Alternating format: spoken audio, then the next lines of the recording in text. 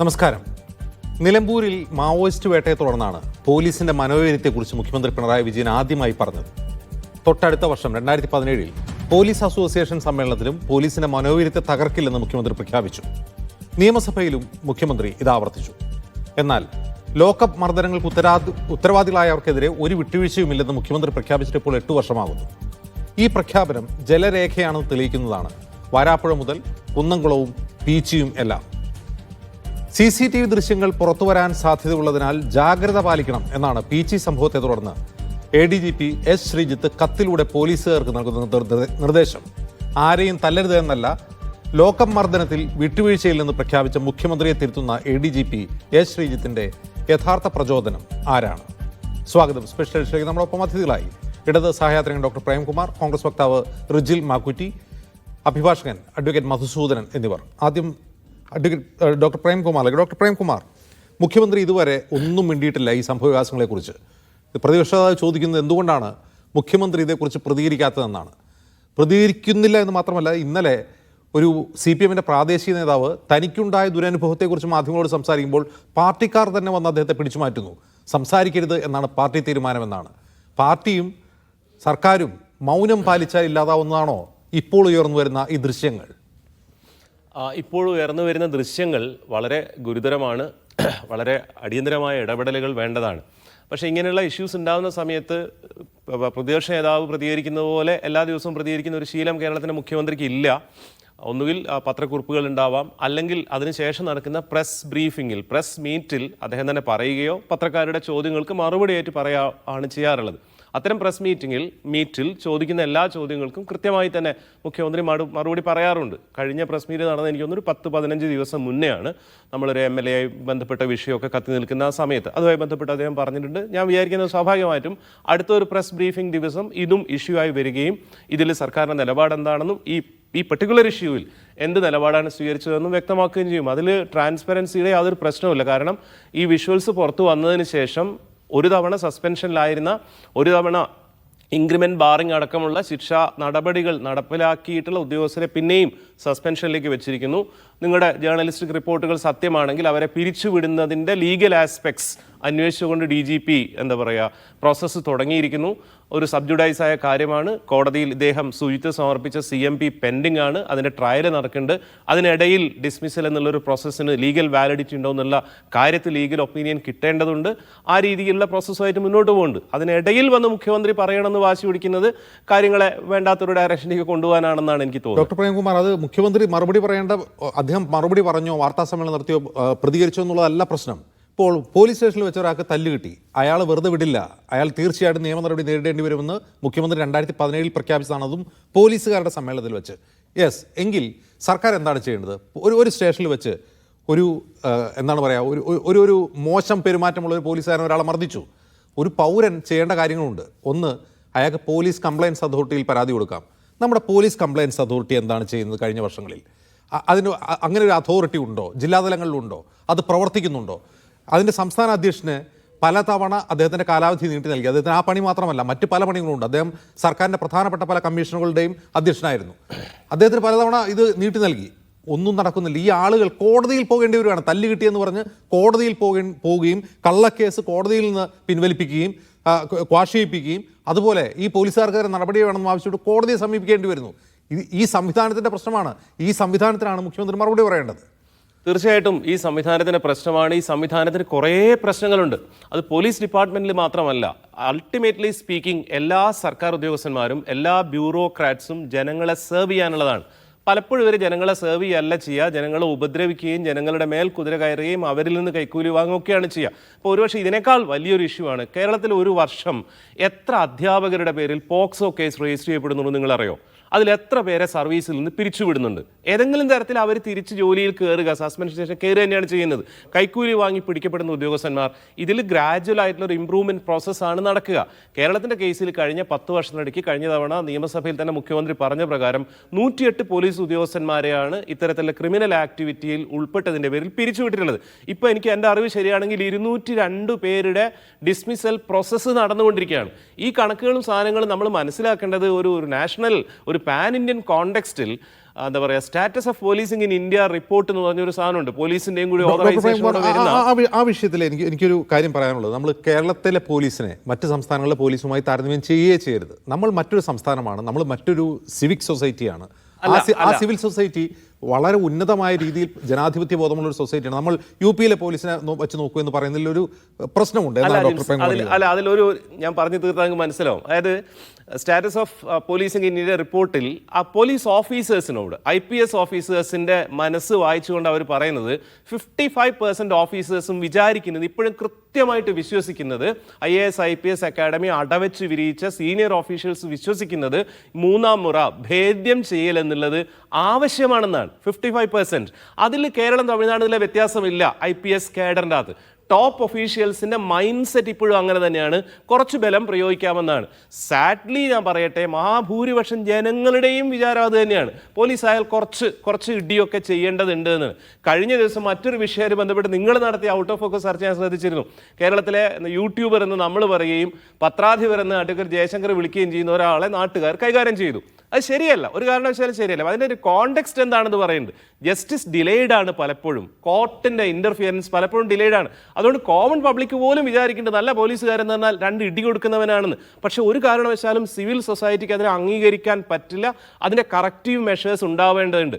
കുന്നംകുളത്തെ ഇൻസിഡൻറ്റിൽ ഞാൻ മനസ്സിലാക്കിയെടുത്തോളം അന്ന് പുറത്തു വന്ന വിവരത്തിൻ്റെ അടിസ്ഥാനത്തിൽ കേരളത്തിൻ്റെ ഒരു കോണ്ടെക്സ്റ്റിൽ, ഇന്ത്യയിലെ ഒരു കോണ്ടെക്സ്റ്റിൽ, പോലീസിങ്ങിൻ്റെ ഒരു കോണ്ടെക്സ്റ്റിൽ അവർക്ക് കൊടുക്കാവുന്ന 3rd ലെയർ പണിഷ്മെൻറ്റ്, അതായത് ആദ്യം താക്കീത് എന്നുള്ളതാണ്, സസ്പെൻഷൻ ഒരു പ്രോസസ്സാണ്, ഒരു പണിഷ്മെൻ്റ് അല്ല, ഇൻക്രിമെൻറ്റ് ബാറിംഗ് എന്നുള്ള പണിഷ്മെൻറ്റ് അവർക്ക് കൊടുത്തിട്ടുണ്ട്. ഇനി ഒരു സ്റ്റെപ്പ് കൂടിയാണ് ബാക്കിയുള്ളത്, അത് ഡിസ്മിസൽ എന്നുള്ളതാണ്.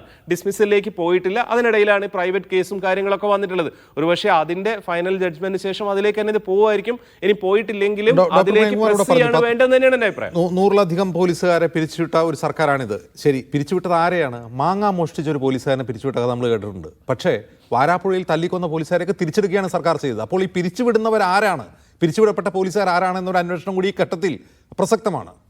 അല്ല, അതിനകത്ത് ഒരു കാര്യമുണ്ട്. ഇപ്പോൾ ഒരു ഇൻഡിവിജ്വൽ ഇൻസിഡൻസ് നമുക്ക് എടുക്കാം, പക്ഷേ ലോ എൻഫോഴ്സിംഗ് പ്രോസസ്സിൻ്റെ ഭാഗം എല്ലാ ഇൻസിഡൻറ്റിനും ഒരു ആൻറ്റിസിഡൻറ്റ് ഉണ്ടാവുമല്ലോ.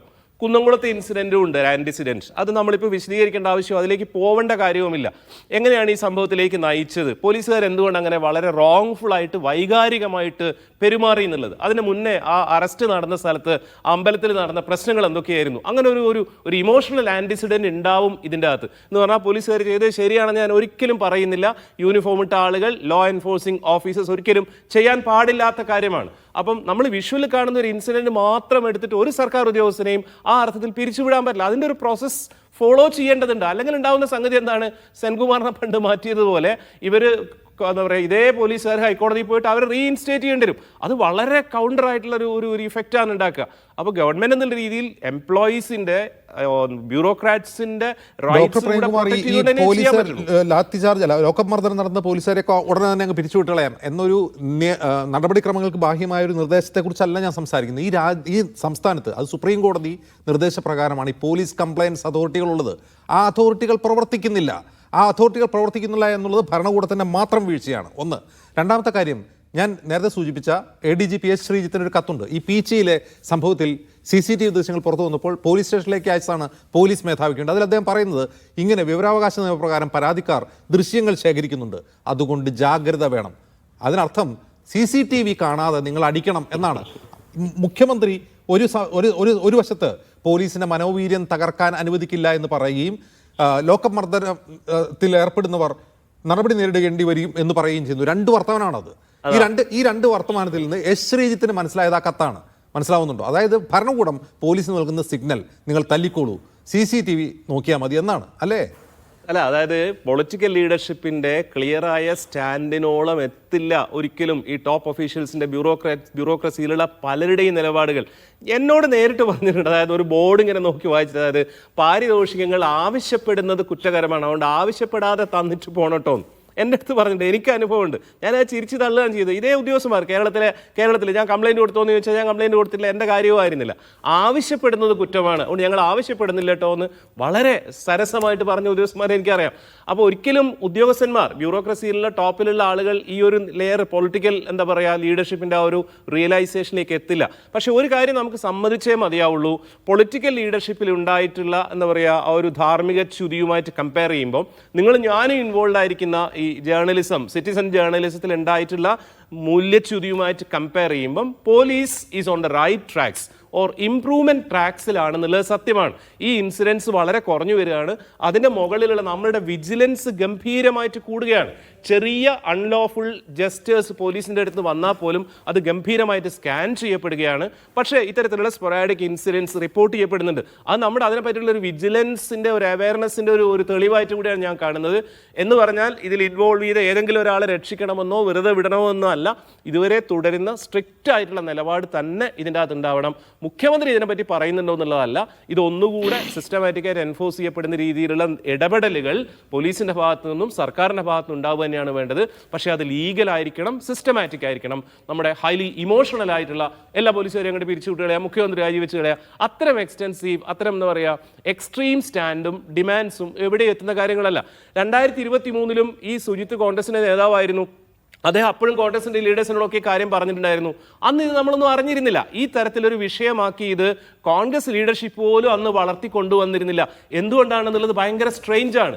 കാരണം തനിക്ക് അനുഭവപ്പെട്ട കുന്നംകുളം സ്റ്റേഷനിൽ നിന്നുണ്ടായ മർദ്ദനത്തിൻ്റെ കാര്യങ്ങൾ കോൺഗ്രസിലെ ലീഡേഴ്സിനോട് അന്ന് തന്നെ സുജിത്ത് പറഞ്ഞിട്ടുണ്ട്. സത്യമാണല്ലോ.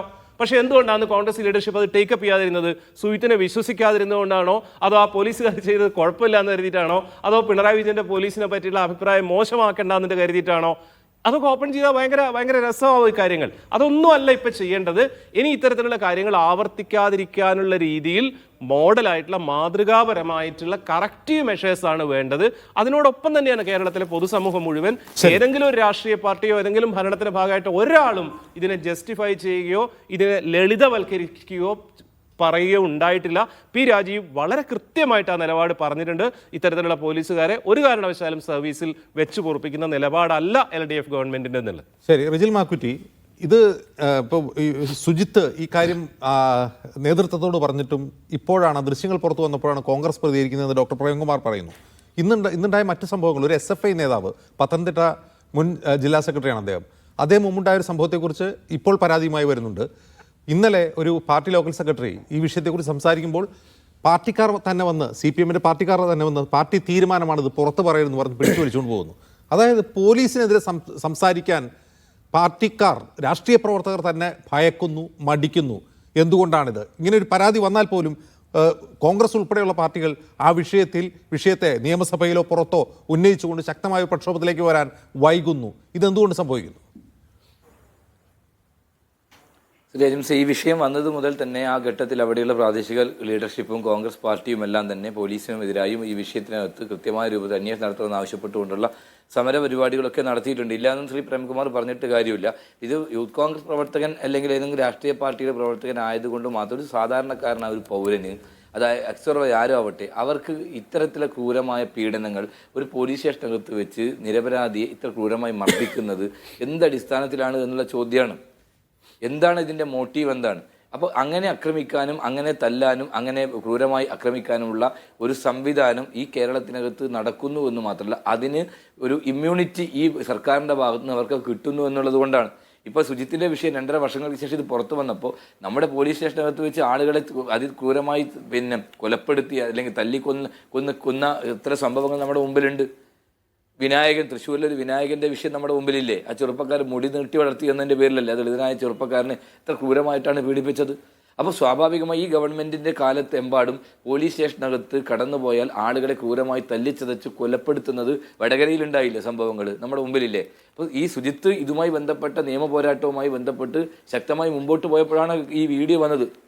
ഇനി എത്ര ആളുകൾ പറയാത്തവരുണ്ട്, എത്ര ആളുകൾ അത് സഹിക്കുന്നവരുണ്ട്. അപ്പോൾ ഇതാണോ കേരളത്തിലെ പോലീസിൻ്റെ അവസ്ഥ? ഇതാണോ നമ്പർ 1 കേരളത്തിലെ ഏറ്റവും നല്ല പോലീസ്? ഇതാണോ മാതൃകാപരമായ പോലീസ്? ഇതാണോ മാതൃകാപരമായ ഒരു മുഖ്യമന്ത്രി എന്നുള്ളത് ചോദിക്കാണ്ട്. ഈ മുഖ്യമന്ത്രിയുടെ കീഴിലല്ലേ ഇതൊക്കെ നടക്കുന്നത്? അദ്ദേഹം അങ്ങനെ പറഞ്ഞൊഴിയാൻ പറ്റുമോ? സ്വാഭാവികമായി അത് നേതൃത്വം കൊടുക്കുന്ന, അതിനെ നിയന്ത്രിക്കുന്ന ഒരു തലവന് ഇതിനും നിയന്ത്രിക്കാൻ പറ്റുന്നില്ല എങ്കിൽ പിന്നെ എന്തിനാണ് അവിടെ ഇരിക്കുന്നത്? ഇത് ഒറ്റപ്പെട്ട സംഭവം, ഒരുപാട് ഒറ്റപ്പെട്ട സംഭവങ്ങൾ ഇതുപോലെ കേരളത്തിൽ നടക്കുകയല്ലേ. എന്ത് നടപടിയെടുക്കുക? പോലീസിനെ ഉപയോഗിച്ച് ആളുകളെ ഇതുപോലെ ക്രൂരമായി കൊല്ലുകയാണോ, ആക്രമിക്കുകയാണോ?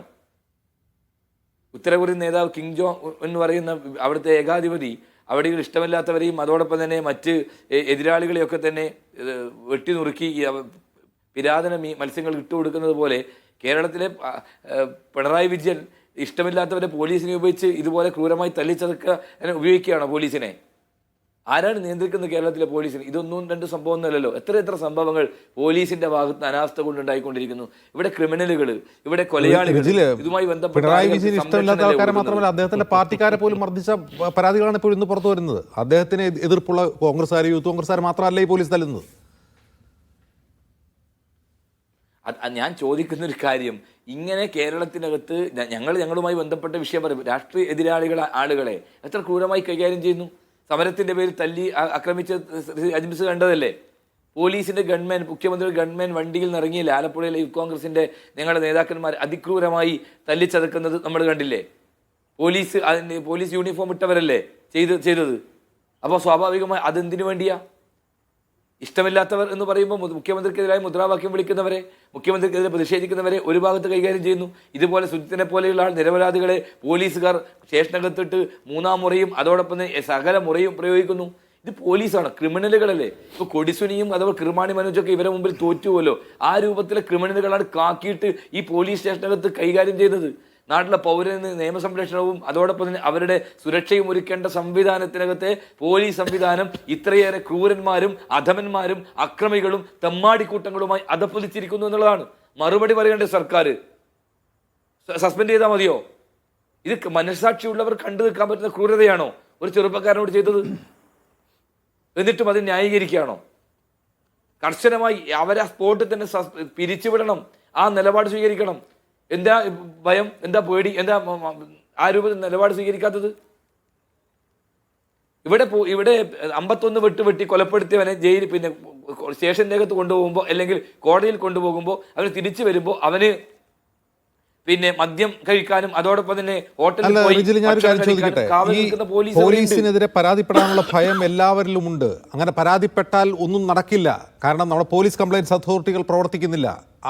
അവരുടെ മുമ്പിൽ വരുന്ന പരാതികൾ അവർ നിഷ്കരണം തള്ളിക്കളയുകയാണ്. കോടതിക്ക് പോലും ഇടപെടേണ്ടി വന്നു. അതായത് കോറം ചെയ്യാതെ നിങ്ങൾ പരാതികൾ പരിഗണിച്ച് തീരുമാനമെടുക്കരുത് എന്ന് പറഞ്ഞിട്ടുണ്ട്. അപ്പോൾ ആ ഹൈക്കോടതി നിർദ്ദേശത്തെ മറികടക്കാൻ പോലീസ് ആക്ട് ഭേദഗതി ചെയ്തിരുന്നു സർക്കാർ. ഇതൊരു പ്രശ്നമാണ്. കാരണം സാധാരണക്കാരന് കംപ്ലയിൻറ്റ് പറയാൻ ഉള്ള സൗകര്യമില്ല. ഒന്ന്. രണ്ടാമത്തെ കാര്യം, ഇപ്പോൾ ഈ സുജിത്തിൻ്റെ കേസ് തന്നെ എടുക്കൂ. ഈ വിഷയം 2021 നടന്നിട്ട് അസംബ്ലിയിലെങ്ങും അതേക്കുറിച്ച് ആരും ഒന്നും പറഞ്ഞു കേട്ടിട്ടില്ല. പ്രതിപക്ഷ നേതാവോ അല്ലെങ്കിൽ KPCC അധ്യക്ഷനോ ഈ കാര്യത്തെക്കുറിച്ച് സംസാരിച്ചിട്ടില്ല. ഒരു യൂത്ത് കോൺഗ്രസ്സുകാരനെ അടിച്ച് കരണം പൊട്ടിച്ച കേസാണ്. മറ്റൊരു കാലഘട്ടത്തിലായിരുന്നെങ്കിൽ കേരളം കത്തുമായിരുന്നു റിജിൽ. ഏജൻസി അതുമായി ബന്ധപ്പെട്ട് പ്രാദേശികമായി അവിടെയുള്ള തൃശ്ശൂരിലെ കുന്നംകുളത്തെ പാർട്ടിയെ വിഷയത്തിൽ ഇടപെട്ടിട്ടുണ്ട്. എന്തുകൊണ്ടാണ് അത് ആ ഘട്ടത്തിലേക്ക് ആ രൂപത്തിലേക്ക് പോകാത്തതെന്നതിനെ കുറിച്ച് അത് അന്വേഷിക്കുന്ന ഒരു കാര്യമാണ്. അപ്പോൾ സ്വാഭാവികമായി അത് അത്തരത്തിൽ വിഷയത്തിൽ ഇടപെട്ടില്ല എന്ന് പറയാൻ പാടില്ല. അതിനകത്ത് പാർട്ടിയുടെ പ്രാദേശികമായി കുന്നംകുളത്തെ അവിടുത്തെ തൃശ്ശൂർ ജില്ലയിലുമെല്ലാം ലീഡർഷിപ്പ് ഇതുമായി ബന്ധപ്പെട്ട വിഷയത്തിൽ ഇടപെട്ടിരുന്നു. സ്വാഭാവികമായി സുജിത്തിന് പരിക്കേറ്റിരുന്നു. ആ പരിക്കേറ്റുമായി ബന്ധപ്പെട്ട പ്രതിഷേധം ഉണ്ടായിട്ടുണ്ട്. ഇപ്പോൾ എത്രയോ അക്രമങ്ങൾ പോലീസിന്റെ ഭാഗത്ത് ഉണ്ടാകുന്നുണ്ടല്ലോ. അപ്പോൾ അതിന് ഗ്രാവിറ്റി എന്താണെന്ന് മനസ്സിലായില്ല. ഇപ്പോഴാണ് അതിന് ഗ്രാവിറ്റി മനസ്സിലാകുന്നത്, ഈ ക്രൂരത മനസ്സിലാകുന്നത്. പോലീസ് സ്റ്റേഷനകത്ത് നിന്ന് തല്ലുകൊള്ളുന്ന ഒരുപാട് സംഭവങ്ങൾ നമ്മുടെ മുമ്പിലുണ്ടല്ലോ. സ്വാഭാവികമായി ആ രൂപത്തിലാണ് കർണപുടം പൊട്ടി 2 മാസം ചികിത്സയിലായിരുന്നു. അതാരും തൃശ്ശൂരിലെ പോലും കോൺഗ്രസ്സുകാർ അറിഞ്ഞില്ല എന്നാണ് റിജിൽ പറയുന്നത്. അല്ല, തൃശ്ശൂരിലെ കോൺഗ്രസ് അറിഞ്ഞല്ലോ. തൃശ്ശൂരിലെ പാർട്ടിയാണല്ലോ ഈ വിഷയത്തിനകത്ത് അവിടുത്തെ മണ്ഡലം കോൺഗ്രസ് കമ്മിറ്റി പ്രസിഡന്റ് ഉൾപ്പെടെ അവിടെയുള്ള പാർട്ടി നേതൃത്വം മുഴുവൻ ഈ വിഷയത്തിനകത്ത് ഇടപെട്ടിട്ടുണ്ടായിരുന്നല്ലോ. ഈ വിഷ്വൽ വന്നപ്പോഴാണല്ലോ ഇതിന്റെ ആഴവും പരപ്പും ആളുകൾ മനസ്സിലാക്കുന്നത്. ശരി, ഈ വിഷ്വലാണ് പോലീസുകാരോട് കഴിഞ്ഞ ദിവസം ഈ സംഭവത്തിന് ശേഷം പറഞ്ഞിട്ടില്ല. ഞാൻ മടങ്ങി വരാം റിജിലിലേക്ക്. അഡ്വക്കേറ്റ് മധുസൂദനൻ, ഇത് ഒരു സിസ്റ്റത്തിന്റെ പ്രശ്നമാണ്. നേരത്തെ ഡോക്ടർ പ്രേംകുമാർ ചൂണ്ടിക്കാട്ടിയതുപോലെ ആര് ഭരിച്ചാലും പോലീസ് എങ്ങനെയാണ് എന്നതാണോ? അതല്ല, പോലീസിനെ പറ്റി അല്ല, പോലീസിന് ആഭ്യന്തരമന്ത്രിയിൽ നിന്ന് ഒരു പൊളിറ്റിക്കൽ മെസ്സേജ് ഉണ്ട്. ഒരു വശത്ത് നിങ്ങളുടെ മൊറയിൽ ഞങ്ങൾ തകർക്കില്ല, മറുവശത്ത് നിയമം ലംഘിച്ച ആളുകളെ മർദ്ദിക്കുന്ന ആളുകൾക്കെതിരെ നടപടി ഉണ്ടാകും എന്ന് മുഖ്യമന്ത്രി തന്നെയാണ് ഒരേ വേദിയിൽ 2017 പറഞ്ഞത്. ആ പ്രസംഗത്തെ നമ്മൾ ഈ എസ് ശ്രീജിത്തിൻ്റെ കത്തുമായി ട്രാൻസ്ലേറ്റ് ചെയ്യുമ്പോൾ ദൃശ്യങ്ങൾ പുറത്തു വരാൻ സാധ്യതയുണ്ട് കേട്ടോ, ജാഗ്രത പാലിക്കണം. ഇതിൽ നിന്ന് മുഖ്യമന്ത്രിയുടെ വാക്കുകളും എസ് ശ്രീജിത്തിൻ്റെ വാക്കുകളും എങ്ങനെയാണ് സമാന്തരമായി പോകുന്നത്?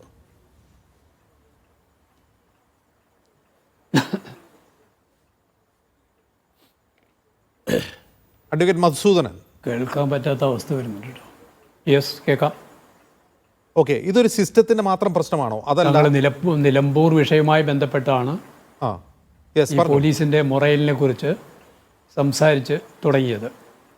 പോലീസിന്റെ മൊറൈൽ തകർക്കരുത് എന്നത് കുപ്പുസ്വാമിയുടെ കൊലപാതകം മുതൽ, ഏറ്റുമുട്ടൽ എന്ന പേരിൽ വന്ന കൊലപാതകം മുതൽ ഒരു 8ഓളം കൊലപാതകങ്ങൾ ആ കാലഘട്ടത്തിൽ ഉണ്ടാവുന്നുണ്ട്. പക്ഷെ ആ കാലഘട്ടത്തിലൊന്നും ഇത്രയും വ്യാപകമായ ചർച്ചയുണ്ടാവുന്നില്ല, കൊലപാതകമായിട്ട് പോലും. ഇപ്പോൾ നമ്മളീ കണ്ട കുറ്റകൃത്യങ്ങൾ തുലവും ഒരു ഗുരുതരമായ ആയുധം കൂടാതെയുള്ള പരിക്കേൽപ്പിക്കലാണ്.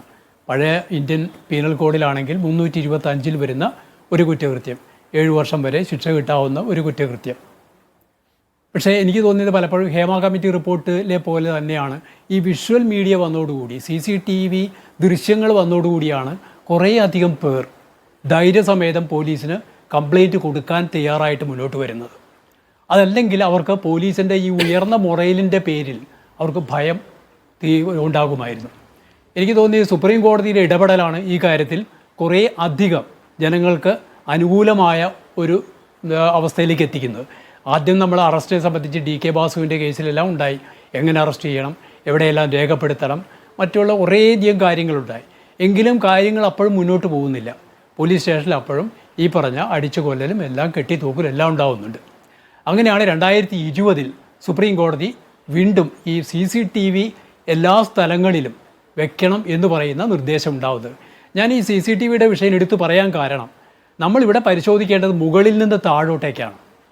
കാരണം ഈ CCTVയുടെ സുപ്രീം കോടതിയുടെ ഉത്തരവിൽ ഒരു ജില്ലാ കമ്മിറ്റിയെക്കുറിച്ച് പറയുന്നുണ്ട്, ഒരു ജില്ലാ മേൽനോട്ട കമ്മിറ്റി.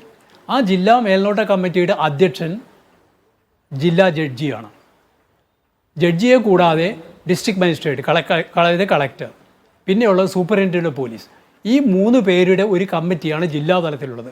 ഇവർ 3 മാസങ്ങൾ, ഓരോ 3 മാസത്തിലും പോലീസ് സ്റ്റേഷനിൽ ഒരിക്കലെങ്കിലും പോയി സന്ദർശിച്ചിരിക്കണം. ഇത് പറയാൻ കാരണം, ഇപ്പോൾ ഉണ്ടായിരിക്കുന്ന ഈ സുജിത്തിൻ്റെ വിഷയത്തിലും അതേപോലെ KP ജോസഫിൻ്റെ വിഷയത്തിൽ, ഔസേപ്പിൻ്റെ വിഷയത്തിലെല്ലാം തന്നെ ഈ CCTV ദൃശ്യങ്ങളാണ് നമ്മളെ ഇത്രമാത്രം പ്രകോപിപ്പിച്ചുകൊണ്ട് ഈ ചർച്ചകൾക്കെല്ലാം വിധേയമാക്കിയിരിക്കുന്നത്. അപ്പോൾ ഈ 3 മാസത്തിൽ ഒരിക്കൽ പരിശോധന നടത്തേണ്ടിയിരുന്ന ഉദ്യോഗസ്ഥന്മാർ, ജില്ലാ ജഡ്ജി ഉൾപ്പെടെയുള്ള പോലീസ് സൂപ്രണ്ടൻറ്റ്, കളക്ടർ ഉൾപ്പെടെയുള്ളവർ അത് പരിശോധിച്ചിരുന്നുവെങ്കിൽ ഇത് ശ്രദ്ധയിൽപ്പെടുമായിരുന്നല്ലോ. അങ്ങനെ ശ്രദ്ധയിൽപ്പെട്ടുമായിരുന്നുവെങ്കിൽ അതിനോട് ബന്ധപ്പെട്ട പോലീസ് ഉദ്യോഗസ്ഥർക്കെതിരെ അപ്പോൾ തന്നെ നടപടിയെടുക്കാൻ കഴിയുമായിരുന്നില്ലേ? ഇനി അവരത് കണ്ടിരുന്നു എന്ന് വിചാരിക്കുക, അവരത് കണ്ടിട്ടും മിണ്ടാതിരിക്കുകയാണെങ്കിലോ അതൊരു കൃത്യവിലോപമായിട്ട് മാറൂലേ? അങ്ങനെ കൃത്യവിലോപമായി മാറുന്നവർക്കെതിരെ നടപടിയെടുക്കേണ്ടതല്ലേ നിയമപ്രകാരം? എന്ത് നടപടിയാണ് എടുത്തത്? 2.5 വർഷം കഴിഞ്ഞതിന് ശേഷമാണ് ആദ്യം നേരത്തെ നമ്മുടെ കുമാർ പറഞ്ഞതുപോലെ ഒരു 2 ഇൻക്രിമെൻറ്റ് ബാർ ചെയ്യുന്നു. 2 ഇൻക്രിമെൻറ്റ് ബാർ ചെയ്യുന്നത് പിന്നീട് ജനങ്ങളുടെ പ്രക്ഷോഭം എല്ലാം കൂടി കണ്ടുവന്നതുകൂടി അത് വളരെ ഗൗരവമല്ലാത്ത ഒരു ശിക്ഷയാണ്. അത് ഗ്രീവസായ ഒന്ന് തന്നെയാണ്, സീരിയസ് ആയ ഒരു ശിക്ഷ തന്നെയാണ്, പക്ഷേ അത്ര ഗൗരവമായിട്ട് കാണാൻ പറ്റില്ല. അതേസമയത്ത് പിരിച്ചുവിടണം എന്ന രൂപത്തിലേക്കാണ് ഇപ്പോൾ ചർച്ചകളെല്ലാം ഉയർന്നു വന്നിരിക്കുന്നത്. പോലീസ് സ്റ്റേഷൻ്റെ ഉള്ളിൽ വെച്ച് മനുഷ്യൻ്റെ ജീവൻ അപകടം വരുത്താവുന്ന രൂപത്തിൽ, അയാളുടെ ചെവിക്കൽ അടിച്ച് തകർക്കുന്ന രൂപത്തിലേക്കെല്ലാം കാര്യങ്ങൾ എത്തുമ്പോൾ സ്വാഭാവികമായിട്ടും അത്തരം കുറ്റകൃത്യങ്ങൾ ചെയ്യുന്ന നിയമപാലകരെന്ന് വിശേഷിപ്പിക്കേണ്ട പോലീസുകാരെ അവിടെ ഇരുത്തുന്നതിൽ ഒരർത്ഥവുമില്ല. പക്ഷേ അതിൻ്റേതായ നടപടിക്രമങ്ങൾ വേണം. അപ്പോൾ നടപടിക്രമങ്ങൾ തുടങ്ങേണ്ടത് പോലീസിൽ നിന്ന് മാത്രമല്ല, അവരെ നിരീക്ഷിച്ചുകൊണ്ടിരിക്കുന്ന, അവരെ സൂപ്പർവൈസ് ചെയ്തുകൊണ്ടിരിക്കുന്ന ജുഡീഷ്യറിയും കളക്ടറും അതോടൊപ്പം തന്നെ സൂപ്രണ്ട് ഓഫ് പോലീസ് ഉൾപ്പെടെയുള്ള വിഭാഗങ്ങൾ, അവരുടെ മുകളിലോട്ടുള്ള വിഭാഗങ്ങളും ഒരേപോലെ ഉത്തരവാദികളായി മാറുന്നു. ഒരുപക്ഷെ അവരുടെ കണ്ണടക്കൽ തന്നെയാണ് ഈ പ്രശ്നം. അപ്പോഴാണ് ഇവർക്ക് ആത്മധൈര്യം കിട്ടുന്നത്. തങ്ങൾ എന്ത് ചെയ്തു കഴിഞ്ഞാലും തങ്ങൾക്ക് ഈ കാക്കി കുപ്പായം ഉള്ളിടത്തോളം, തങ്ങളുടെ ഈ പുള്ളിയുടെ പുള്ളി മാറ്റുന്നത് പോലെ ഞങ്ങൾക്കൊരു ജനമൈത്രി പോലീസെന്നോ മറ്റ് പേര് മാറ്റി കഴിഞ്ഞാൽ, മാതൃകാ പോലീസ് സ്റ്റേഷൻ എന്നൊക്കെ വെച്ച് കഴിഞ്ഞാൽ ജനങ്ങളുമായിട്ട് സൗഹാർദ്ദത്തിലെത്തും. ഇപ്പോൾ നമ്മൾ കാണുന്ന ട്രോളുകളുണ്ടല്ലോ, ഈ ഓണക്കാലത്ത് കണ്ട ട്രോളുകളെല്ലാം തന്നെ പരിശോധിച്ചാൽ കാണാം പോലീസിനെ ഏത് രീതിയിലാണ് ജനങ്ങൾ കാണുന്നതെന്ന്. പക്ഷേ അവിടെ നമ്മൾ മൊത്തം പോലീസിനെ കുറിച്ച് പറയുന്നതല്ല. പോലീസിലുള്ള ചെറിയൊരു വിഭാഗമായിരിക്കാം ക്രിമിനാലിറ്റി ഉള്ളത്. ഒരു 30% വരെയൊക്കെ ക്രിമിനാലിറ്റി ഉള്ളവരാണെന്നുള്ള പഠനങ്ങളെല്ലാം വരുന്നുണ്ട്. പക്ഷെ അത് വെച്ചുകൊണ്ട് തന്നെ ഒരു ഭയം ജനങ്ങളിൽ അങ്കുരിപ്പിച്ചുകൊണ്ട് ആ ഭയം കൊണ്ട് നിയമസമാധാനം പാലിക്കാം എന്ന ഒരു മിഥ്യാബോധം, നേരത്തെ കുമാർ പറഞ്ഞതുപോലെ നമ്മൾ ആ കൊളോണിയൽ ചിന്താഗതിയാണ്, ഭയപ്പെടുത്തിക്കൊണ്ട് ഭരിക്കുക എന്ന് പറയുന്ന ആ കൊളോണിയൽ ചിന്താഗതി. ഇപ്പോൾ നമ്മൾ മാർക്സിസത്തെ കുറിച്ചൊക്കെ പറയില്ലേ, എന്നും പോലീസ് ഒരു മർദ്ദക ചട്ടുകം മാത്രമാണ്, ഒരു ഭരണകൂടത്തിൻ്റെ ചട്ടുകം മാത്രമായിട്ട് ഈ പോലീസ് വാഴുമ്പോൾ ജുഡീഷ്യറി ഉൾപ്പെടെയുള്ളത് അതാണെന്ന് മാർക്സിയൻ സങ്കല്പത്തിലൂടെ കാണുമ്പോൾ നമ്മളിപ്പോൾ ഈ പറഞ്ഞ വാദം ശരിവെക്കുകയാണ് ചെയ്യുന്നത്. കാരണം കണ്ടിട്ടും കാണാതെ പോകുക. ഇപ്പോൾ നമ്മൾ ഒരു ജഡ്ജി അധ്യക്ഷനായ പോലീസ് കംപ്ലയിൻറ്റ് അതോറിറ്റിയെക്കുറിച്ചുകൂടെ സൂചിപ്പിക്കുകയുണ്ടായി. എന്താണ് കാര്യങ്ങൾ മുന്നോട്ട് പോകാത്തത്? അവരെ സംബന്ധിച്ചുള്ള റിട്ടയർ ചെയ്ത് കഴിഞ്ഞാൽ കിട്ടുന്ന ഒരു പോസ്റ്റ്, ആ പോസ്റ്റിൽ വീണ്ടും ഒരു 5 കൊല്ലം ഇരിക്കാനുള്ള ഒരു സൗകര്യം, അങ്ങനെ ഒരു സൗകര്യമായി മാറുന്നൊരു കാലഘട്ടത്തിൽ ഇത് ഒരു നീക്കുപോക്ക് മാത്രമാണ്, തമ്മിലുള്ള ഒരു നീക്കുപോക്ക്. അതല്ലാതെ ഈ നിയമ സംരക്ഷണം നടക്കണം എന്ന ഒരു ആഗ്രഹത്തിൻ്റെ ഭാഗമായിട്ട് ചലിക്കുന്നില്ല എന്ന് തന്നെയാണ് കാണാൻ കഴിയുക. ഇത് ചലിക്കാൻ പോകുന്നില്ല എന്ന് മനസ്സിലാക്കുന്ന പോലീസുകാരനെ സംബന്ധിച്ചിടത്തോളം അയാളുടെ ആത്മധൈര്യം ചോരുന്ന വിഷയമൊന്നുമില്ല. അപ്പോൾ പോലീസിൻ്റെ ആത്മധൈര്യം ചോർത്തരുത് എന്ന് ഭരണകൂടം ആവർത്തിച്ച് പറയുന്ന സമയത്ത് ഞങ്ങൾക്ക് ചോരാൻ കാര്യമായിട്ട് ഒന്നുമില്ല എന്നറിയുന്ന പോലീസുകാരൻ്റെ അവസ്ഥയൊന്ന് ആലോചിച്ച് നോക്കുക. അവർ വീണ്ടും വീണ്ടും അവരുടെ ക്രൗര്യത കൂടുന്നൊരവസ്ഥയിലേക്ക് എത്തില്ലേ? ഇപ്പോഴെത്ര പേര് ശിക്ഷിക്കപ്പെടുന്നുണ്ട് ഇവിടെ? ഇപ്പോൾ നമ്മൾ 132 എല്ലാം കണക്കുകൾ പറയുമ്പോൾ യഥാർത്ഥത്തിൽ കുറ്റകൃത്യം ചെയ്തവർ എത്ര ശതമാനമാണ് അവിടെ വരുന്നത്? ഇപ്പോൾ ഏറ്റവും അവസാനം തിരുവനന്തപുരത്ത് ഉരുട്ടിക്കൊല കേസിലെ പ്രതികളെല്ലാം വെറുതെ വിടപ്പെട്ട് കഴിഞ്ഞിരിക്കുന്നു, ഇല്ലേ? ഹൈക്കോടതി അവരെല്ലാം വെറുതെ വിട്ടു. എവിടെയാണ് അന്വേഷണത്തിൻ്റെ പാളിച്ചയാണിതെല്ലാം. ഇവിടെ തന്നെ നോക്കുക, ആദ്യം ഒരു 2 ഇൻക്രിമെൻറ്റ് ബാർ ചെയ്യുന്നു. ഒരാൾക്ക് 2 ശിക്ഷ കൊടുക്കാൻ പറ്റുമോ? ഇനി നിങ്ങൾ അയാളെ പിരിച്ചുവിടാൻ വരുമ്പോൾ അയാളുടെ വാദം എന്തായിരിക്കാം? ഒരു KITയിൽ കേരള അഡ്മിനിസ്ട്രേറ്റീവ് ട്രൈബ്യൂണലിൽ അയാൾ പറയാമെന്നില്ല, എന്നെ ആദ്യം ശിക്ഷിച്ചതാ, എനിക്ക് 2 ഇൻക്രിമെൻ്റ് എന്നെ കളഞ്ഞതാ, എന്നെ വീണ്ടും ഇപ്പോൾ പിരിച്ചുവിടാനോ മറ്റൊക്കെ ശ്രമിക്കാൻ പോകുന്നു. അത് തെറ്റായ കീഴ്വഴക്കമാണ്. എനിക്കെതിരെയുള്ള ക്രിമിനൽ കേസ് ഇപ്പോൾ നടന്നുകൊണ്ടിരിക്കുകയാണ്. അതുവരെ എനിക്കെതിരെ മറ്റ് അച്ചടക്ക നടപടികളൊന്നും എടുക്കാൻ പാടില്ല. കാരണം എൻ്റെ ഡിഫൻസ് വിൽ ബി പുറത്ത് പറയേണ്ടി വരും. ഞാൻ എടുക്കുവാൻ പോകുന്ന ഡിഫൻസ് ഒരു ഡൊമസ്റ്റിക് എൻക്വയറിയിലെയും ക്രിമിനൽ കേസിലെയും വ്യത്യസ്തമാകണമെന്നില്ല. അപ്പോൾ ഞാൻ ഏതെങ്കിലും ആദ്യത്തെ ഒരു എൻക്വയറിയിൽ പങ്കെടുക്കുകയാണെങ്കിൽ എൻ്റെ ക്രിമിനൽ കേസിനെ അത് ദോഷമായി ബാധിക്കും എന്ന് പറഞ്ഞുകൊണ്ട് അയാൾക്ക് അതിൻ്റെ മുകളിൽ സ്റ്റേ വാങ്ങിച്ചിട്ടാണ്. അപ്പോൾ അടുത്ത കാലത്തൊന്നും കാര്യമായി തീരാത്ത രൂപത്തിലേക്ക് ഈ നിയമ നടപടികൾ പോകുന്ന ഒരു നിയമക്കുരുക്കുണ്ടാക്കുന്ന രൂപത്തിലേക്കാണ് കാര്യങ്ങൾ നീങ്ങിയിരിക്കുന്നത്. ആ ശിക്ഷ 2 ഇൻക്രിമെൻറ്റ് ബാർ ചെയ്യുന്നതിലൂടെ തന്നെ ഒരു കൊടുക്കൽ വാങ്ങലുകൾ നടന്നു എന്ന് നമുക്ക് സംശയിക്കേണ്ടി വരുന്നു. അതായത് മുകൾ സ്ഥാനത്തിരുന്നവർക്ക് ഒരു വിഷ്വൽ കണ്ട് കാര്യങ്ങളെല്ലാം മനസ്സിലായി. ഇത് വിഷ്വലിലൂടെ കണ്ട് ബോധ്യപ്പെട്ടതാണ്. ആരെയൊക്കെയാണ് തല്ലിയത്, എങ്ങനെയാണ് തല്ലിയത്, എല്ലാം ബോധ്യപ്പെട്ട് കഴിഞ്ഞാണ്. പക്ഷെ അപ്പോഴും അത് തെളിയിക്കപ്പെടേണ്ട വിഷയമുണ്ട്. ഈ വിഷ്വലിൽ എന്തെങ്കിലും കൃത്രിമം നടത്തിയിട്ടുണ്ടോ, ഇത് അതിൻ്റേതായ 65B സർട്ടിഫിക്കേഷൻ ഉണ്ടായിട്ടുണ്ടോ, അത് കൃത്യമായി പാലിക്കപ്പെട്ട ഒരു വിഷ്വലാണോ, ഇതെല്ലാം തന്നെ ഒരു അന്വേഷണത്തിൽ അല്ലെങ്കിൽ ഒരു അന്വേഷണ ഉദ്യോഗസ്ഥന് മുൻപാകെ, ഒരു എൻക്വയറി ഉദ്യോഗസ്ഥന് മുമ്പാകെ അല്ലെങ്കിൽ ന്യായാധിപൻ്റെ മുമ്പാകെ തെളിയിക്കപ്പെടേണ്ട ഒന്നാണ്. അത് തെളിയിക്കപ്പെട്ടതിന് ശേഷമാണ് അയാൾക്കെതിരെ, ഈ പറയുന്ന പ്രതികൾക്കെതിരെയുള്ള ശിക്ഷ നടപടി എടുക്കാൻ പറ്റൂ. അപ്പോൾ ആദ്യം കൊടുത്ത ശിക്ഷ പോലും, കുറഞ്ഞ ശിക്ഷ പോലും ഒരു ബാലികേറാമലയായി തീരാവുന്ന ഒരവസ്ഥ സൃഷ്ടിച്ചിരിക്കുന്നു ഇവിടെ. അവിടെയാണ് ഭയപ്പെടേണ്ടത്. എന്തുകൊണ്ടാണ് ഇത്തരത്തിലുള്ള കുറ്റകൃത്യങ്ങൾക്ക് 2 ഇൻക്രിമെൻറ്റ് കുറച്ചാൽ മതി എന്ന് പറയുന്നത് എന്തുകൊണ്ടാണ്? അത്ര ലാഘവത്തോടുകൂടി കാണുന്നത് എന്തുകൊണ്ടാണ്? ഇപ്പോൾ ജനങ്ങളുടെ രോഷം ഉയർന്നു കഴിഞ്ഞപ്പോൾ അത് പോരാ, ശിക്ഷ കൂട്ടണം എന്ന് പറയുന്നതോ? അപ്പോൾ ജനങ്ങളുടെ രോഷം ഉണ്ടാകുന്നില്ലെങ്കിൽ, ജനങ്ങൾക്ക് വികാരം ഉണ്ടാകുന്നില്ലെങ്കിൽ യാതൊരു നീതിബോധവും ഭരിക്കുന്നവർക്ക് ഉണ്ടാകുന്നില്ല എന്നാണോ കാണേണ്ടത്? ജനങ്ങളുടെ വികാരത്തിനനുസരിച്ചാണോ നീതിബോധം ഉയരേണ്ടത്? അല്ല. നീതിബോധം വികാരത്തിൻ്റെ ഭാഗമായി വരുന്നതല്ല, അത് നീതിയുടെ ചിന്തയിൽ നിന്ന് തന്നെ വരേണ്ടതാണ്. അത്തരം ഒരു ചിന്താഗതി നമ്മുടെ ഭരിക്കുന്നവർക്കും നമ്മുടെ നിയമ വാഴ്ച നടത്തുന്നവർക്കും അതോടൊപ്പം കോടതികൾക്ക് പോലും ഉണ്ടോ എന്ന സംശയമാണ് നമുക്കിപ്പോൾ ഉണ്ടാകുന്നത്. ഓരോ ജാമ്യങ്ങളും ഇല്ലാതാക്കുന്ന അവസ്ഥയിലേക്ക് വിധികൾ തുടരെ വരുമ്പോഴും നമുക്ക് സംശയം ഉണ്ടാകുന്നത്. ഇപ്പോൾ നമ്മൾ ഈ കണ്ട CC ദൃശ്യങ്ങളെല്ലാം 3 മാസത്തിലൊരിക്കൽ നോക്കി കാണേണ്ട ന്യായാധിപൻ ഉൾപ്പെട്ട ഒരു 3 കമ്മിറ്റിയിലാണ് നമ്മൾ ഈ കണ്ട വീഴ്ച കാണുന്നത്. അത് സമയാസമയങ്ങളിൽ പുറത്ത് കൊണ്ടുവന്നിരുന്നുവെങ്കിലോ? ഇല്ലേ? ഇനി 2.5 കൊല്ലം എടുക്കേണ്ടി വരുന്നു ഒരു RTI അപേക്ഷ കൊടുത്തു കഴിഞ്ഞാൽ ഇതിൻ്റെ OP കിട്ടുന്നതിന് വേണ്ടിയിട്ട്. 2020 സുപ്രീം കോടതി കൊണ്ടുവന്ന ഒന്ന്, RTI ആക്ട് പ്രകാരം കൊടുക്കേണ്ട ഒന്ന്, അത് പൗരൻ്റെ എന്താണ് പറയുക, സീക്രസി, പ്രൈവസിയെ ബാധിക്കും എന്ന് പറഞ്ഞുകൊണ്ട് കൊടുക്കാതിരിക്കുക പരമാവധി. എന്ത് പ്രൈവസിയാണ്? പോലീസ് സ്റ്റേഷൻ എന്നൊരു പബ്ലിക്കാണ്, ഒരു പബ്ലിക് സർവീസാണ് അതിൻ്റെ ഉള്ളിലുള്ളത്. അവിടേക്ക് ആരും വരാം, ആരും എല്ലാം പോകാം. ആ CCTV ദൃശ്യങ്ങൾ ചോദിച്ചാൽ അത് RTA ആക്ട് പ്രകാരം കൊടുത്തു കഴിഞ്ഞാൽ എന്ത് കുറ്റം ഉണ്ടാവുന്നത്? അതാണ് കമ്മീഷണറും പറഞ്ഞത്. അതിനുശേഷമാണ് ഈ 2 പേർക്കും കിട്ടുന്നത്. അപ്പോൾ കാലം എത്ര കഴിഞ്ഞു? 2-2.5 കൊല്ലം. 18 മാസം ഇത് സൂക്ഷിക്കേണ്ട ആവശ്യമുള്ളൂ. അപ്പോൾ ഈ നിയമ പ്രശ്നങ്ങൾ ഉയർന്നു കഴിഞ്ഞാലോ അതോ ഞങ്ങൾ നശിപ്പിച്ചു കഴിഞ്ഞത് പറഞ്ഞു പോയാൽ എന്ത് പറ്റും? 18 മാസം 1.5 വർഷം ഞങ്ങൾ സൂക്ഷിക്കേണ്ട കാര്യമുള്ളൂ. ഇപ്പോൾ അതാ 2-2.5 വർഷത്തോളമായി എന്ന് പറഞ്ഞാലോ? അപ്പോൾ അതൊക്കെ ഇല്ലാതിരിക്കാനാണ് ഈ 3 മാസം കൂടുമ്പോൾ ഇതെല്ലാം പരിശോധിക്കണമെന്ന് പറയുന്നത്. അത് പക്ഷേ ചെയ്യുന്നില്ല. ഞാനതാ പറയുന്നത്, അടിയിൽ നിന്ന് മാത്രം പോരാ പരിശോധന, മുകളിൽ നിന്നേ തുടങ്ങണം പരിശോധന. മുകൾ തട്ടും ശരിയാക്കേണ്ടതുണ്ട്. ഏറ്റവും കൂടുതൽ ഉത്തരവാദിത്തം മുകളിൽ തന്നെയാണ്. ഡോക്ടർ പ്രേംകുമാർ, ഈ മുഖ്യമന്ത്രി പോലീസിന്റെ മൊറലിനെ പറ്റി പറഞ്ഞത് 3 സന്ദർഭങ്ങളിലാണ്. ആ 3 സന്ദർഭങ്ങൾ ഒന്ന് നിലമ്പൂരിലെ മാവോയിസ്റ്റ് കൊലയാണെങ്കിൽ, രണ്ടാമത് അട്ടപ്പാടിയിലെ മഞ്ചക്കെട്ടിയിലെ മാവോയിസ്റ്റ് കൊലയിലെ സമയത്താണ്. ആദ്യത്തേതിൽ VS അച്യുതാനന്ദൻ തന്നെ ആ പോലീസുകാർക്കെതിരെ നടപടി സ്വീകരിക്കണമെന്ന് ആവശ്യപ്പെട്ട് മുഖ്യമന്ത്രിക്ക് കത്ത് നൽകി. അപ്പോഴാണ് പോലീസിൻ്റെ മൊറൽ തകർക്കരുത് എന്ന് മുഖ്യമന്ത്രി ആദ്യം പറയുന്നത്. രണ്ടാമത്തത് CPI ഉൾപ്പെടെയുള്ളവർ ഈ മാവോയിസ്റ്റ് കൊലയിൽ പ്രതിഷേധം അറിയിച്ചുകൊണ്ട് അവർ തന്നെ ഒരു സ്വതന്ത്ര അന്വേഷണം നടത്തി രംഗത്ത് വന്നപ്പോഴാണ് ഈ പോലീസിൻ്റെ മൊറലിനെ കുറിച്ച് പറയുന്നത്. പക്ഷേ ഈ പോലീസിൻ്റെ മൊറലിനെ കുറിച്ച് നിരന്തരം സംസാരിച്ച മുഖ്യമന്ത്രി പോലീസിന് കഴിഞ്ഞ 9 വർഷം ഉണ്ടായിട്ടുള്ള വീഴ്ചകളെക്കുറിച്ച് ഒന്നും പറയുന്നില്ല. ഈ ലോക്കപ്പ് മർദ്ദനത്തിലുള്ളവരെ പിരിച്ചുവിടുമെന്ന് പറയുമ്പോൾ പിരിച്ചുവിട്ട ഈ 100 പേരിൽ ഈ ആളുകളെ തല്ലിക്കൊന്ന ആൾക്കാരോ ആളുകളെ മർദ്ദിക്കുന്ന ആൾക്കാരോ ഇല്ല എന്ന് ശ്രദ്ധിക്കണം. അതേസമയം ഒത്തുതീർന്ന ഒരു മാങ്ങാമോഷണ കേസിലെ പ്രതിയെ പിരിച്ചുവിട്ടിട്ടുണ്ട്. അപ്പോൾ പിരിച്ചുവിട്ടു എന്ന് മേനി നടിക്കുന്ന സർക്കാർ യഥാർത്ഥത്തിൽ അവർക്കിഷ്ടമില്ലാത്ത കുറേ ആൾക്കാരെ പിരിച്ചുവിടുന്നു. പോലീസ് സേനയ്ക്ക് അവമതിപ്പുണ്ടാക്കി മാങ്ങാമോഷണമെന്നാണ്.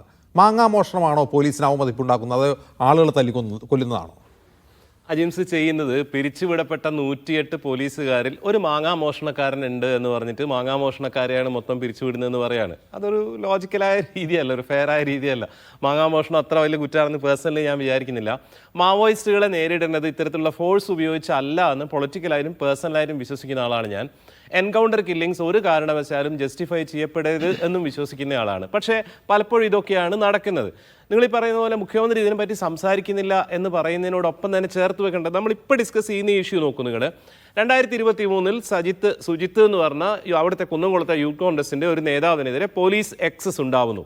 അതിന് മുന്നേ ഒരു അമ്പലപ്പറമ്പിൽ ഉണ്ടാകുന്ന ഒരു ഇഷ്യൂമായി ബന്ധപ്പെട്ട് പോലീസ് ഇടപെടാൻ വരുന്നു. ആ ഇഷ്യൂവിൽ ഇദ്ദേഹം ഇടപെടുന്നു. ഇയാളും SIയും തമ്മിൽ വാക്കേറ്റം ഉണ്ടാകുന്നു. SIൻ്റെ കയ്യിൽ മുറിവുണ്ടാകുന്നു. അയാളുടെ വാച്ച് പൊട്ടിപ്പോകുന്നു. ഇയാളെ കൈകാര്യം ചെയ്യുന്നു, സ്റ്റേഷനിലേക്ക് കൊണ്ടുവന്നു. അതിനുശേഷമാണ് ഒരു കാരണവശാലും ജസ്റ്റിഫൈ ചെയ്യാൻ പറ്റാത്ത ഈ എക്സസ് ഉണ്ടാവുന്നത്, മർദ്ദനം ഉണ്ടാവുന്നത്. റിജിൽ മാക്കുറ്റി കോൺഗ്രസിനെ പ്രതിനിധി എൻ്റെ സുഹൃത്തുക്കളെന്ന് പറയണം എന്താ വെച്ചാൽ, എന്തുകൊണ്ട് അന്ന് ഇത് കേരളത്തിലെ കോൺഗ്രസ് സ്റ്റേറ്റ് വൈഡ് ഇഷ്യൂ ആക്കി എടുത്തില്ല എന്നുള്ളത് ഞങ്ങൾ അന്വേഷിക്കുന്നതാണ്. അതായത് അതിന് 3-4 സാധ്യതകളാണുള്ളത്. ഒന്ന്, സുജിത്ത് പറഞ്ഞ കാര്യങ്ങൾ അന്ന് കോൺഗ്രസിന്റെ നേതൃത്വം വിശ്വസിച്ചിട്ടില്ല. അന്നും VD സതീശനാണല്ലോ പ്രതിപക്ഷ നേതാവ്, പിണറായി വിജയനാണ്. പറയട്ടെ റിജിൽ, ഞാൻ തീർത്തോട്ടെ, നിങ്ങൾക്ക് പറയാം. ഞാൻ അവസാനിപ്പിച്ചോട്ടെ. ഒന്നുകിൽ സുജിത്ത് പറഞ്ഞ വിശ്വസിച്ചിട്ടില്ല. രണ്ടാമത്തെ ചാൻസ് എന്താണ്, സുജിത്തിന് അത്യാവശ്യം തല്ല് കിട്ടേണ്ടതാണ് എന്നുള്ളൊരു തോന്നൽ ഇവർക്ക് ഉണ്ടായിരുന്നിരിക്കാം. ഞാൻ ഇതുവരെ കണക്ട് ചെയ്ത് പറയല്ല. പോലീസ് ഡിപ്പാർട്ട്മെന്റിലെ ആളുകൾ അങ്ങനെയാണെങ്കിൽ ഇന്ന് രംഗത്ത് വന്ന SFI മുൻ ജില്ലാ സെക്രട്ടറിയും അതുപോലെ ലോക്കൽ സെക്രട്ടറി ഒക്കെ ഇങ്ങനെയാണോ തല്ല് കിട്ടണമെന്ന് പിണറായി ആഗ്രഹിച്ചുകൊണ്ട് മിണ്ടാണ്ടിരുന്നതാണോ? ഞാൻ പറയട്ടെ, ഇത് ഈ കേസിൽ മാത്രമല്ല, അജിംസ് പറഞ്ഞ കാര്യമാണ്. അത് പോലീസ് എക്സസ് ഉണ്ടാകുമ്പോൾ ഇതിനെ ഹഷപ്പ് ചെയ്യാനുള്ള ഒരു ടെൻഡൻസി മൊത്തത്തിൽ പൊളിറ്റിക്കൽ പാർട്ടീസിന്റെ ഇടയിലും സൊസൈറ്റിയിലും ഉണ്ട്. ആഭ്യന്തര ചോദ്യം അതാണ്. അതേസമയം ആ തോന്നൽ ഉണ്ടാവുന്നത് എവിടെയാണ്? നോക്കൂ, അങ്ങ് പറഞ്ഞല്ലോ ഈ പിരിച്ചുവിട്ട 108 പേരും മാങ്ങാമോഷണക്കാരാണെന്ന് ജനറലൈസ് ചെയ്യാൻ എനിക്കില്ല. പക്ഷെ പിരിച്ചുവിട്ടവരിൽ ആളുകളെ തല്ലിക്കൊന്ന ഒരാളുണ്ടോ? വാരാപ്പുഴയിൽ ശ്രീജിത്ത് എന്ന പാവം ചെറുപ്പക്കാരനെ ആള് മാറി കൊണ്ടുപോയി തല്ലിക്കൊന്നതാണ്. ആ പോലീസുകാരെ തിരിച്ചെടുക്കുകയാണ് സർക്കാർ ചെയ്തത്. ഞാൻ പറഞ്ഞു തീർക്കട്ടെ. ഒന്നാമത്തെ കേസ് സുജിത്ത് പറഞ്ഞ് വിശ്വസിച്ചില്ല എന്നാണ്. രണ്ടാമത്തെ ഒരു പക്ഷേ സുജിത്ത് ഡിസേർവിംഗ് ആണെന്ന് അവർക്ക് തോന്നിയിട്ടുണ്ടാവും. മൂന്നാമത്തെ കാര്യം ഒരു പക്ഷേ നമുക്കൊരു ഗൂഢാലോചന തിയറി പോലെ പറയാവുന്നത്, ഈ സബ് ഇൻസ്പെക്ടർ ഉണ്ടല്ലോ, അദ്ദേഹം സജീവ കോൺഗ്രസ് പ്രവർത്തകനായിരുന്നു, അതായിരിക്കാം. നാലാമത്തെ സാധ്യത പിണറായി വിജയന്റെ പോലീസിനെ സംരക്ഷിച്ച് നിർത്തുക, അതിനുള്ള ഉത്തരവാദിത്തം കോൺഗ്രസിന് ഉണ്ടായിരിക്കാം. ഇന്ന് ഇത് കംപ്ലീറ്റ് വന്നതിന് ശേഷമാണ് കോൺഗ്രസ് നേതൃത്വം പോലും പ്രതിപക്ഷം പോലും ഇതിനെ സീരിയസ് ആയി എടുക്കുന്നത്, മീഡിയ പോലും സീരിയസ് ആയി എടുക്കുന്നത്. പക്ഷേ ആ കോണ്ടെക്സ്റ്റിൽ പോലും പോലീസിനുള്ളിലുള്ള measures, higher authorities, Ankit Kumar ആയിരുന്നു അന്ന് തൃശ്ശൂർ പോലീസ് ഓഫീസർ ഞാൻ വിചാരിക്കുന്നു, ഇവർക്കെതിരെ എടുക്കേണ്ടുന്ന ഏറ്റവും വലിയ ശിക്ഷയുടെ തൊട്ടപ്പുറത്തെ ശിക്ഷ നടപ്പിലാക്കേണ്ടത്. അതുകൊണ്ടാണ് ഞാൻ പറയുന്നത്, പൊളിറ്റിക്കൽ ലീഡർഷിപ്പിലും നമ്മുടെ പാർലമെന്ററി പൊളിറ്റിക്സിലുമുള്ള ഉണ്ടായിക്കൊണ്ടിരിക്കുന്ന മൂല്യച്യുതിയുമായിട്ട് കമ്പയർ ചെയ്യുമ്പം പോലീസിൽ ഉണ്ടാവുന്നത് ഇംപ്രൂവ്മെന്റ്സ് ആണ്. ഇത്തരം ഒറ്റപ്പെട്ട സ്പൊറാഡിക് ആയിട്ടുള്ള ഇൻസിഡൻസ് ഇല്ലെന്നല്ല പറയുന്നത്.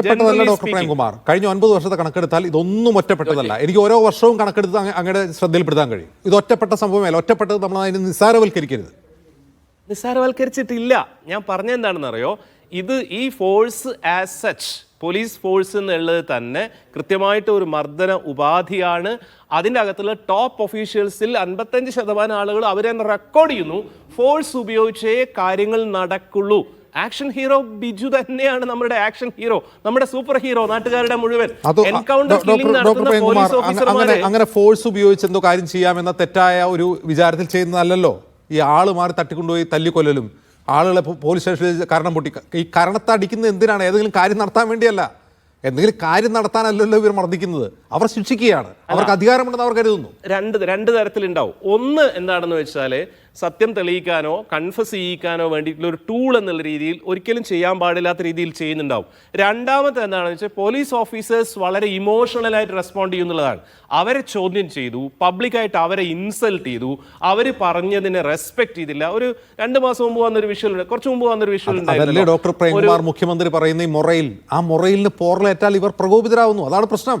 അല്ല, ഇതിൻ്റെ അകത്തുള്ളൊരു പ്രശ്നമാണ്. ആ പ്രശ്നം ആരാണ് പരിഹരിക്കേണ്ടത്? ആ പ്രശ്നം പരിഹരിക്കേണ്ടത് ആരാണ്? 9 വർഷം സംസ്ഥാനം ഭരിച്ച, നമ്മൾ ഒരുപാട് മുന്നോട്ട് പോയി, പഴയ കാര്യം പറഞ്ഞിട്ട് കാര്യമില്ല, ഒരുപാട് മുമ്പോട്ട് 9 വർഷം ഭരിച്ച മുഖ്യമന്ത്രി ഒരക്ഷരം മിണ്ടുന്നില്ല. ഇനിയും അദ്ദേഹം നാളെ അസംബ്ലി ഉണ്ടെങ്കിൽ അദ്ദേഹം മൊറയിലിനെ പറ്റി സംസാരിക്കും. അല്ല, നിങ്ങൾ മുഖ്യമന്ത്രി മിണ്ടുന്നില്ല, മുഖ്യമന്ത്രി പ്രസ്താവന നടത്തുന്നില്ല എന്ന കാര്യത്തിന് മുകളിൽ ഫോക്കസ് ചെയ്തതിന് പകരം ഇതിനെ എങ്ങനെ പ്രൊഡക്റ്റീവായിട്ട് സോൾവ് ചെയ്യാം എന്നുള്ളതാണ്. അത് ഞാൻ പറയുന്നത് പോലീസിൽ മാത്രമല്ലെന്നേ, ക്ലാസ്സിനുള്ളിൽ സ്റ്റുഡൻസിൻ്റെ റൈറ്റ്സ് അംഗീകരിക്കുന്ന കാര്യത്തിൽ എത്ര ടീച്ചേഴ്സ് ഈ കാലത്തെ ബോധത്തിൽ എത്തി നിൽക്കുന്നുണ്ട് നിങ്ങളൊന്ന് ആലോചിച്ച് നോക്കൂ.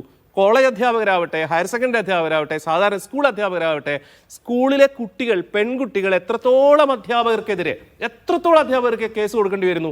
കേരളത്തിലെ സെൻട്രൽ യൂണിവേഴ്സിറ്റി അടക്കമുള്ള യൂണിവേഴ്സിറ്റി ഡിപ്പാർട്ട്മെന്റിലെ അധ്യാപകർ, എനിക്കറിയാം ഇംഗ്ലീഷ് ഡിപ്പാർട്ട്മെന്റിലെ 3-4 പേർ ജയിലിൽ കിടന്നിട്ടുണ്ട് സ്ത്രീകളോട് അവരെ പെരുമാറിയത് എന്ന് പറഞ്ഞാൽ അതിനർത്ഥം ഈ എഡ്യൂക്കേഷൻ സിസ്റ്റം മൊത്തം അബദ്ധമാണെന്നല്ല.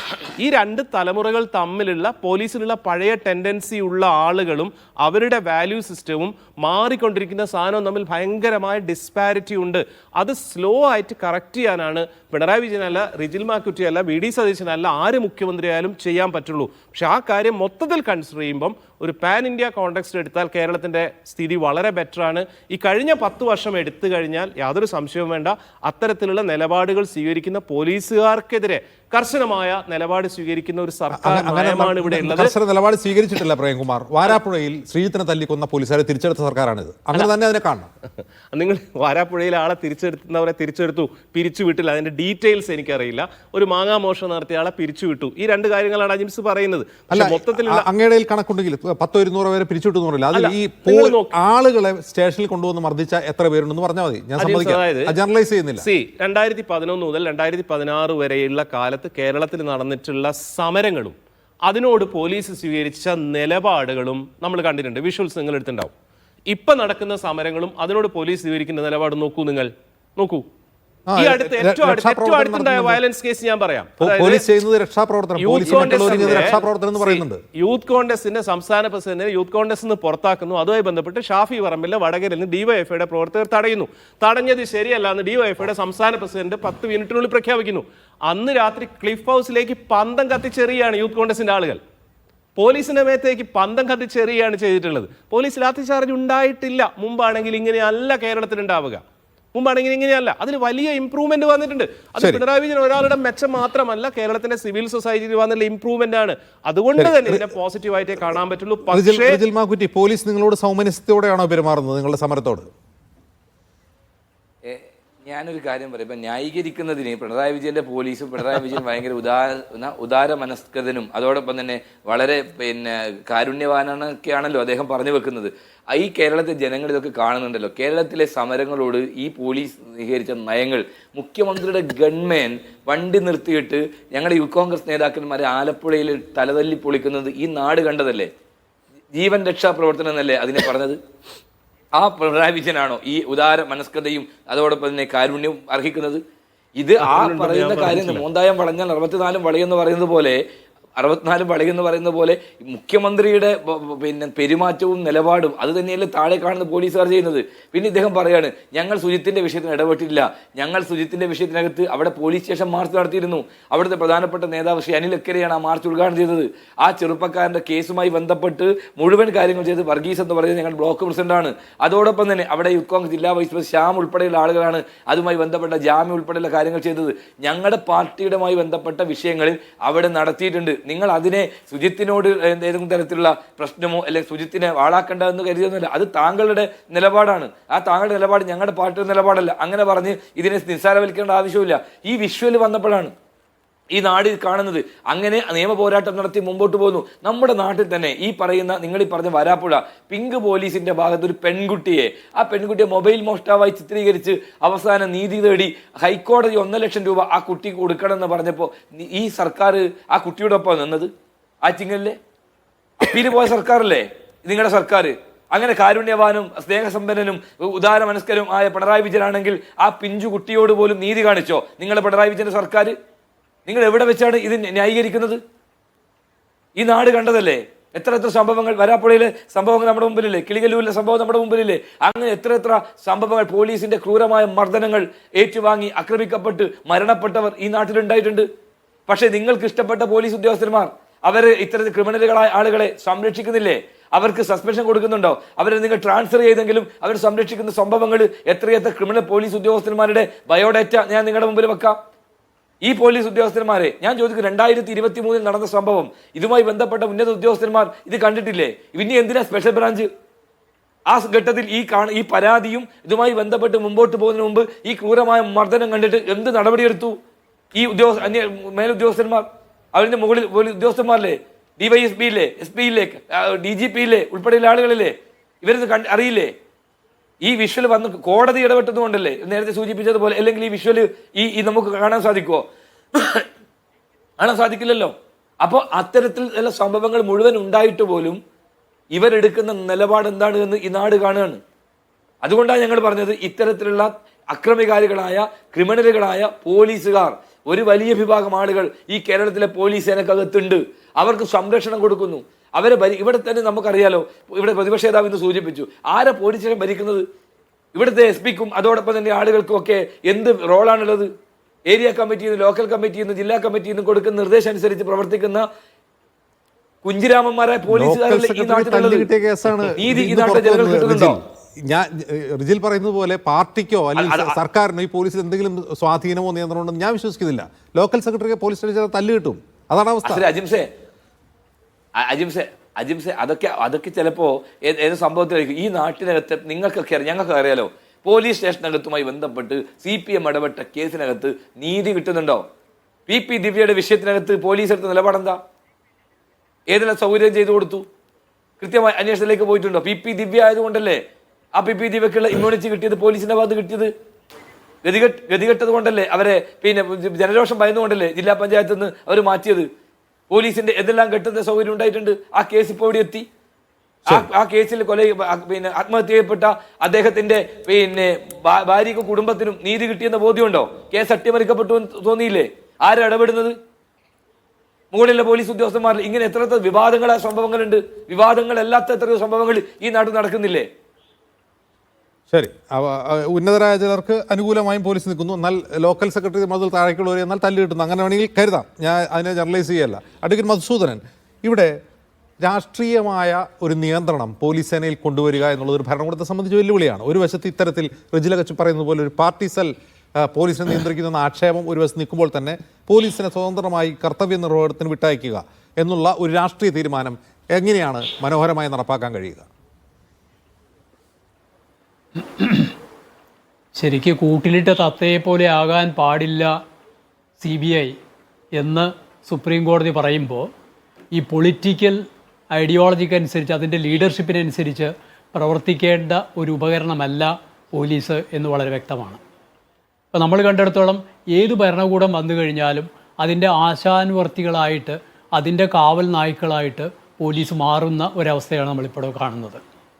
അപ്പോൾ യജമാനൻ്റെ വാൽനാട്ടികളായി മാറുന്ന ഒരു സേനയായിട്ട് പോലീസ് മാറുന്നുണ്ട്. അങ്ങനെ അല്ല പോലീസ് മാറേണ്ടത് എന്നാണ് ആ പാരറ്റിൻ്റെ ഉപമയിലൂടെ സുപ്രീം കോടതി പറയാൻ ആഗ്രഹിച്ചു. അപ്പോൾ താങ്കളുടെ ചോദ്യത്തിന് തന്നെ ആ സുപ്രീം കോടതി ചൂണ്ടിക്കാണിച്ച ആ ഉപമയിൽ ഉണ്ട്. അത് വെച്ച് നോക്കുമ്പോൾ പോലീസിന് യാതൊരു കാരണവശാലും ഈ രാഷ്ട്രീയ നേതൃത്വം കൊടുക്കുന്ന നിർദ്ദേശങ്ങൾക്കനുസരിച്ച് പ്രവർത്തിക്കേണ്ടവരല്ല അവർ തികച്ചും ക്രിമിനൽ നടപടിച്ചട്ടത്തിൻ്റെയും ഇന്ത്യൻ ശിക്ഷാ നിയമത്തിൻ്റെയും തെളിവ് നിയമത്തിൻ്റെയും എല്ലാം ഭാഗമായിട്ട് പ്രവർത്തിക്കേണ്ട നിയമപാലകരാണ്. അതിനനുസരിച്ച് പ്രവർത്തിക്കാൻ കഴിയുന്ന ഒരവസ്ഥ ഉണ്ടാകണം. അങ്ങനെ അവർ പ്രവർത്തിക്കാതെ വന്നു കഴിഞ്ഞാൽ ആ പ്രവർത്തനത്തിൽ എന്തെങ്കിലും വ്യതിചലനം കൊണ്ടായാൽ അതിൻ്റെ മുകളിൽ നടപടിയെടുക്കേണ്ട ഒരു പൊളിറ്റിക്കൽ ലീഡർഷിപ്പുണ്ട്. അതോടൊപ്പം തന്നെ പോലീസ് സേനയിൽ തന്നെ അതിനുള്ളൊരു സെറ്റപ്പുണ്ട്.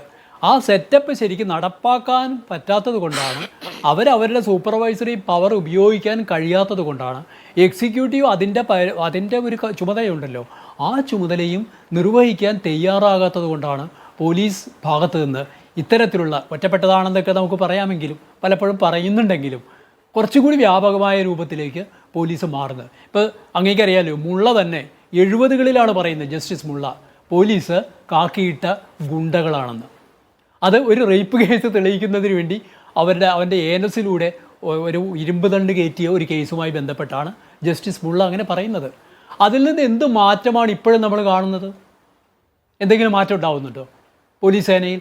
ശരി, പലപ്പോഴും പോലീസ് സ്റ്റേഷനിൽ ചെല്ലുമ്പോൾ നമുക്ക് കുടിക്കാൻ വെള്ളം തരികയും സീറ്റ് തരികയും എല്ലാം ചെയ്യുന്നത് ആ ചെല്ലുന്ന ആളുടെ സ്റ്റാറ്റസ് അനുസരിച്ചായിരിക്കും പലപ്പോഴും. അതിനപ്പുറത്തേക്ക് പലപ്പോഴും ഫലം അങ്ങനെയല്ല കിട്ടുന്നത്. അപ്പോൾ താങ്കൾ ചോദിച്ച ചോദ്യത്തിനുള്ള ഉത്തരം ഇത് തന്നെയാണ്. പൊളിറ്റിക്കൽ ലീഡർഷിപ്പിൻ്റെ ആശയാഭിലാഷങ്ങൾക്ക് അനുസരിച്ച് പ്രവർത്തിക്കേണ്ട ഒരു ചട്ടുകമാകാൻ പാടില്ല പോലീസ്. പോലീസിന് അതിൻ്റേതായ നിയമ സംഹിതയുണ്ട്, അതിനനുസരിച്ചാണ് അവർ പ്രവർത്തിക്കുന്നത്. പക്ഷേ ഇത് നമുക്കൊരു സങ്കല്പം മാത്രമാണ്. ഒരിക്കലും അങ്ങനെ ആകാൻ സാധ്യത കുറയുന്ന ഒരു കാലഘട്ടത്തിലാണ് നമ്മൾ എത്തുന്നത്. ഇവിടെ കാണുന്നത് അത് തന്നെയാണ്. മാറി മാറി വരുന്ന ഭരണ നേതൃത്വങ്ങൾക്കനുസരിച്ച് തീരുന്നു. അത് കേന്ദ്രത്തിലായാലും സംസ്ഥാനത്തിലായാലും എല്ലാം തന്നെ നമ്മൾ കാണുന്നത് അങ്ങനെയാണ്. ഇപ്പോൾ പട്ടാളമായാലും പൊളിറ്റിക്കൽ ലീഡർഷിപ്പിനനുസരിച്ച്, പട്ടാളത്തിൽ അതുണ്ട് ശരിക്കും, സ്വതന്ത്രമായൊരു തീരുമാനത്തിലേക്ക് എത്തിക്കഴിഞ്ഞാൽ പട്ടാളത്തിൻ്റെതായ ഒരു ഡിക്റ്റേറ്റർഷിപ്പിലേക്കായിരിക്കും എത്തുക. അവിടെ പൊളിറ്റിക്കൽ ലീഡർഷിപ്പിൻ്റെ ആവശ്യം കടന്നു വരുന്നു. അതേസമയത്ത് പോലീസ് സേനയിൽ ഉണ്ടാകുന്നിടത്ത് നിങ്ങൾ ആ കേസ് എടുക്കരുത്, നിങ്ങൾ ഈ കേസ് രജിസ്റ്റർ ചെയ്യരുത് എന്ന് പറയാൻ പാടില്ല. അത് പഴയ കാലത്തെ ചില ന്യായാധിപന്മാർ പറഞ്ഞിട്ടുണ്ട്, താങ്കൾ എൻ്റെ മുഖ്യമന്ത്രിയല്ല, ഞാൻ ന്യായാധിപനാണ്, ഞാൻ എന്ത് ചെയ്യണമെന്ന് തീരുമാനിക്കുന്നത് ഞാനാണ് എന്ന് പറയാൻ തൻ്റെ ഇടമുള്ള ന്യായാധിപന്മാരുണ്ടായിരുന്നു. അവർ ഈ പറയുന്ന പൊളിറ്റിക്കൽ ലീഡർഷിപ്പിനനുസരിച്ച് പ്രവർത്തിച്ച ആളുകൾ ന്യായാധിപന്മാരുടെ കൂട്ടത്തിൽ, അതോടൊപ്പം പോലീസ് ഉദ്യോഗസ്ഥന്മാരുടെ കൂട്ടത്തിൽ ഉണ്ടാകാം. പക്ഷേ അവരെ സംബന്ധിച്ച് പലപ്പോഴും ആരോഗ്യവകുപ്പിനെ കുറിച്ച് ആരോഗ്യമന്ത്രി വീണ ജോർജ് പറഞ്ഞതുപോലെ പറയാൻ ആഭ്യന്തരമന്ത്രി പിണറായി വിജയൻ അതിനുവേണ്ടിയെങ്കിലും വാ തുറക്കുമോ, അതിനോട് പ്രതികരിക്കുമോ എന്നാണ് ഈ കാത്തിരുന്ന് കാണേണ്ടത്. വളരെ